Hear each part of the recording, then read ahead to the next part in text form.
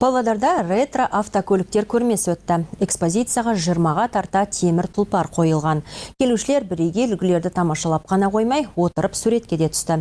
Әріптесімде өткен ғасырдың жәдігерлеріне шолу жасап қайтты. Ретро көрме деген кезде көз алдымызға ескі көліктердің сұлбасы елестетеді. Бірақ дегенмен де бұлардың арасынан дәл осында немістің темір тұлпарларын кезіктіруге болады. Назарларыңызда гольфтің екінші буыны. Бұл 1986 жылы шығарылған, қозғалтқыш көлемі 2 литр. Сұлбасы сәл өзгертілген, өйткені бұл әуел баста жарыс үшін қолданған. Тіпті дөңгелек базасы да сәл кеңейтілген.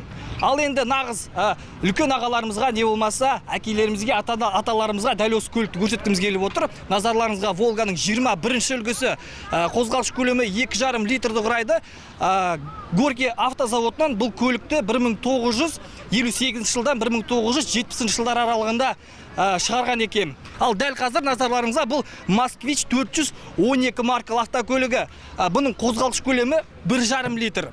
Әлбетте бұл көлікті көбінесе қала көлемінде жиі кездестіреміз, өйткені аталарымыз әлі күнге дейін осы көлікпен саяжайларға өздерінің картоп, сәбіз не болмаса өзге де көкөніс өнімдерін тасымалдауға қолданып жүр. Қаламыздағы жоғары оқу орны базасындағы автокөрмеге келушілердің қарасы көп болды. Сәйкесінше биыл көлік көбейтілген, жиналған қауым ұнатқан маркаларына отырып, естелікке суретке түсті. Бұл ретте ұйымдастырушылар одан да қызықты жобалардың қолға алынғанын атап өтті.